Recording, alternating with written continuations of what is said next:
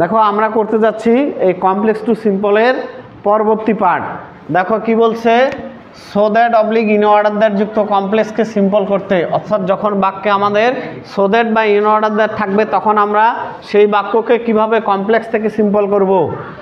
তাহলে so that oblique in order that যুক্ত কমপ্লেক্সকে simple করতে so that oblique in order that থেকে can could may might পর্যন্ত উঠে যায়, অর্থাৎ এই যে সো দ্যাট থেকে শুরু করে ক্যান কুড মে মাইট এটা উঠে যাবে এবং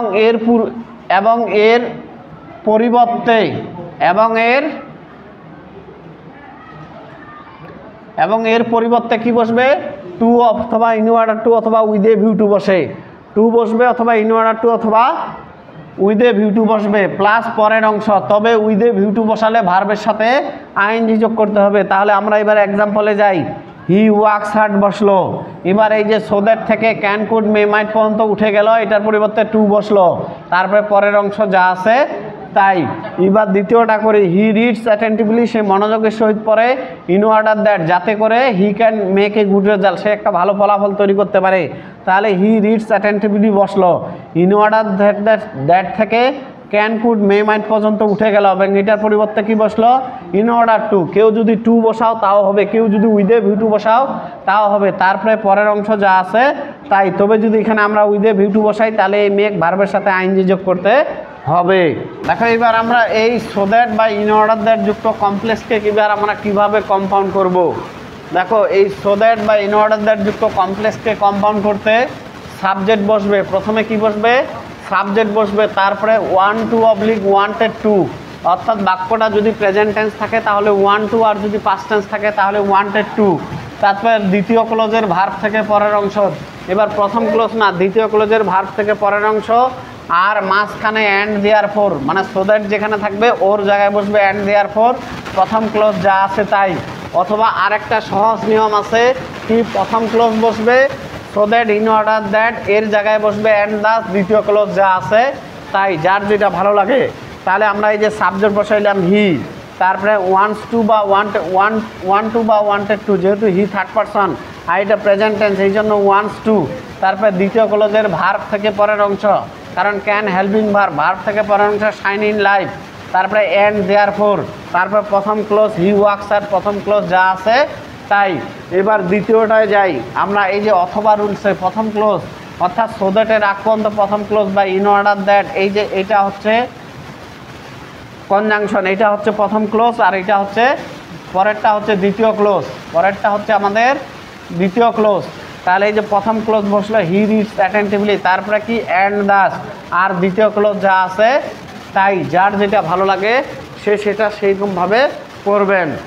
এবার কি বলছে, এর একটা ছিল পুরো সো দ্যাট একসাথে বা ইন অর্ডার দ্যাট একসাথে, আর এবার কি থাকবে সো ড্যাশ ড্যাশ দ্যাট, মানে ড্যাশ ড্যাশ মানে এখানে ফাঁকা অন্য ওয়ার্ড থাকবে, অথবা সাস ড্যাশ ড্যাশ দ্যাট, আর এর বাংলা অর্থ এতই ড্যাশ ড্যাশ যে।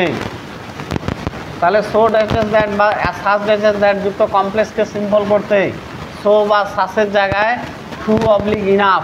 এখন কখন টু আর কখন এনাফ, বাক্যটা যদি অ্যাফার্মেটিভ হয় তাহলে ইনাফ বসবে সো এর জায়গায়, আর যদি নেগেটিভ হয় তাহলে বসবে টু, এই জন্য নেগেটিভ অ্যাফার্মেটিভ লিখে দিছি। এবং দ্যাটের জায়গায় টু বসবে এবং দ্যাট এর স্থলে কি বসবে, টু বসবে, প্লাস দ্যাট থেকে ক্যান কুড মে মাইট বা নট যে থাকবে এই নট পর্যন্ত উঠে যাবে, তারপরে পরের অংশ যা আছে তাই। তাহলে দেখো এই যে হি is so weak that, so dash dash that, dash dash মানে অন্য ওয়ার্ড আছে কি না। তাহলে এই সো ড্যাশ ড্যাশ দ্যাট যুক্ত যদি আমরা কমপ্লেক্সকে সিম্পল করতে যাই, সো এর জায়গায় কি বসাইতে বলছে, সো এর জায়গায় কি বসাইতে টু এনাফ। যদি নেগেটিভ হয় বাক্যটা, নেগেটিভ না অ্যাফার্মেটিভ, নেগেটিভ, তাহলে বসবে টু। তাহলে বসাই হি ইজ, সো এর জায়গায় কি টু, তারপরে উইক, তারপরে দেখো দ্যাটের জায়গায় কি বসাতে বলছে টু, তাহলে দ্যাটের জায়গায় টু, তারপরে দ্যাট থেকে ক্যান কুড মে মাইট বা নট পর্যন্ত উঠে যায়, তাহলে দ্যাট থেকে শুরু করে ক্যান কুড মে মাইট এই যে নট পর্যন্ত আছে এটা উঠে যাবে। এরপরে কি আছে ওয়ার্ক যা আছে তাই বসবে। এবার দ্বিতীয়টাতে যাই, দেখো he is so strong that, সে এতই শক্তিশালী যে he can do the work. এবার বাক্যটা অ্যাফার্মেটিভ না নেগেটিভ, অ্যাফার্মেটিভ, তাহলে সো এর জায়গায় কি বসবে ইনাফ, তাহলে হি ইজ ইনাফ স্ট্রং, তারপরে দ্যাটের জায়গায় কি টু, তাহলে দ্যাট থেকে ক্যান কুড মে মাইট, এটাতে নট নাই, ক্যান কুড মে মাইট পর্যন্ত উঠে যাবে, পরে যা আছে তাই ডু দা ওয়ার্ক।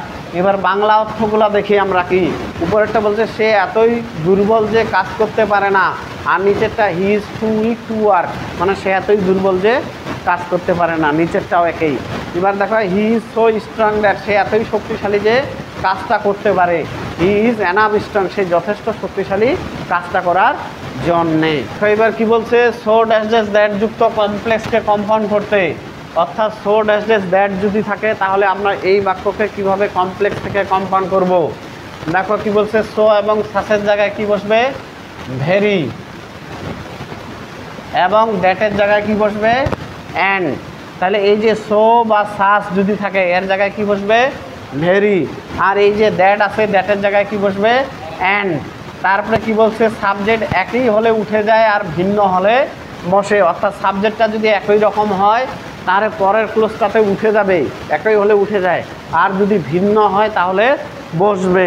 তারপরে পরের অংশ যা আছে তাই, তাহলে করি আমরা হি ইজ, তো এর জায়গায় ভেরি, তারপরে উইক, দ্যাটের জায়গায় অ্যান্ড, সাবজেক্ট যেহেতু একই সাবজেক্টটা উঠে গেছে, তারপরে পরের অংশ যা আছে তাই। যদি এরকম আরেকটা বাক্য হইতো যে the load is too heavy to carry it, তাহলে বোঝাটি এতই ভারী যে, বা the load is so heavy that I cannot carry it, বোঝাটি এতই ভারী যে আমি বহন করতে পারি না। এই পাশে সাবজেক্ট হচ্ছে কি বোঝা, আর এই পাশে হচ্ছে আমি, তাহলে সাবজেক্ট ভিন্ন কিনা, তাহলে খালি ওইখানে ভেরির জায়গায় কি বসতো সোয়ের জায়গায় বসতো ভেরি, আর দ্যাটের জায়গায় কি বসতো অ্যান্ড, বাকি সব ঠিক থাকতো। আজকে এই পর্যন্তই, ধন্যবাদ।